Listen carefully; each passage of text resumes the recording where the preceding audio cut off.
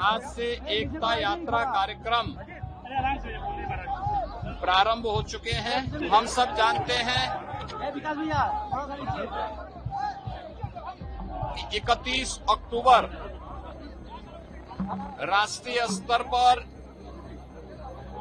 लौह पुरुष सरदार वल्लभ भाई पटेल की जयंती का आयोजन हो सके।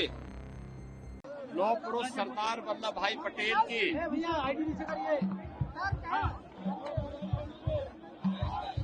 जयंती के 150 वर्ष पूर्ण होने के उपलक्ष्य में आयोजित होने वाले विभिन्न कार्यक्रमों की श्रृंखला में आज से एकता यात्रा कार्यक्रम प्रारंभ हो चुके हैं।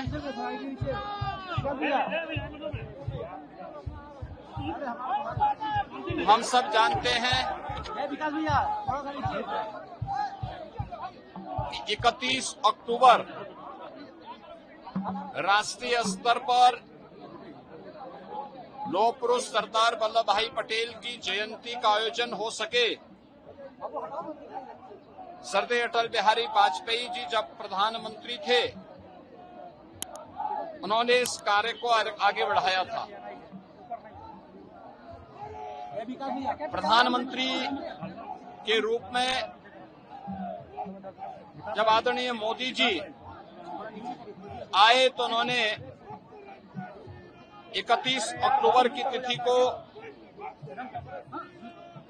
राष्ट्रीय एकता दिवस के रूप में मनाने का निर्णय लिया। लौह पुरुष सरदार वल्लभ भाई पटेल जो भारत की अखंडता के शिल्पी हैं, उनके प्रति कृतज्ञता ज्ञापित करते हुए मोदी जी ने सरदार सरोवर पर नर्मदा नदी के तट पर गुजरात के केवड़िया में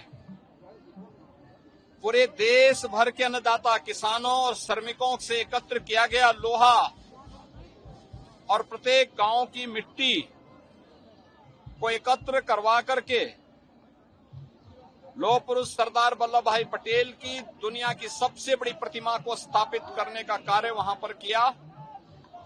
आज वह दुनिया का टूरिज्म का एक बेहतरीन केंद्र के रूप में स्थापित हुआ है।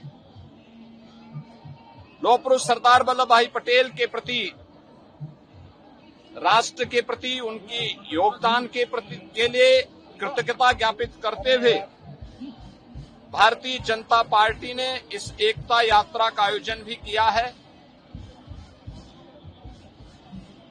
उनके जन्मदिन के अवसर पर प्रत्येक जनपद में राष्ट्रीय एकता दौड़ रन फॉर यूनिटी के बारे के कार्यक्रम संपन्न हुए थे।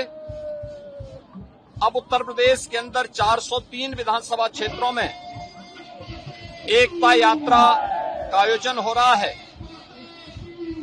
आज गोरखपुर नगर में 10 किलोमीटर की एकता यात्रा का मैंने शुभारंभ किया है। हजारों की संख्या में गोरखपुर के नागरिकगण इस एकता यात्रा का हिस्सा बने हुए हैं, जो राष्ट्रीय एकता और अखंडता के प्रति अपनी प्रतिबद्धता को दोहरा रहे हैं। ये हमारा सौभाग्य है कि लौह पुरुष सरदार वल्लभ भाई पटेल की 150 वर्ष जयंती के पूर्ण होने और वंदे मातरम राष्ट्रगीत के 150वें वर्ष में प्रवेश करने के उपलक्ष्य में भी पूरे देश के अंदर कार्यक्रम शुरू हो चुके हैं।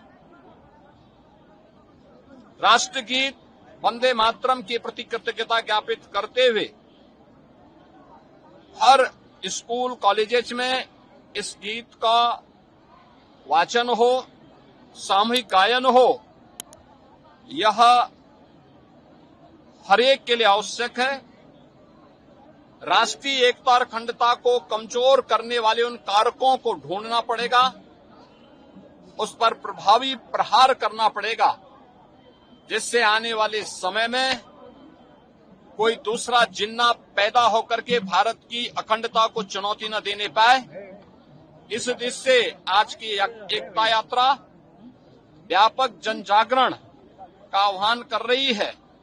लौह पुरुष सरदार वल्लभ भाई पटेल ने भी देशवासियों का आह्वान किया था कि स्वतंत्रता का मतलब केवल आजादी नहीं, बल्कि राष्ट्र के प्रति हमारी जिम्मेदारियों का एहसास हमें कराता है।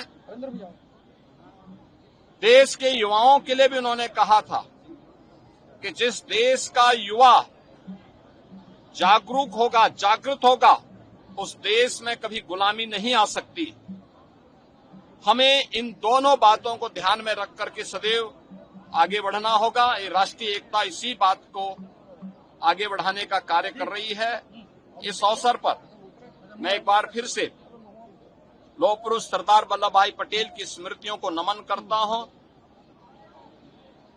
प्रदेशवासियों की ओर से उन्हें विनम्र श्रद्धांजलि अर्पित करता हूं और इसके साथ ही राष्ट्रगीत वंदे मातरम के रचयिता बंकिम चंद्र चट्टोपाध्याय की स्मृतियों को भी नमन करते हुए इन्हें विनम्र श्रद्धांजलि अर्पित करता हूं।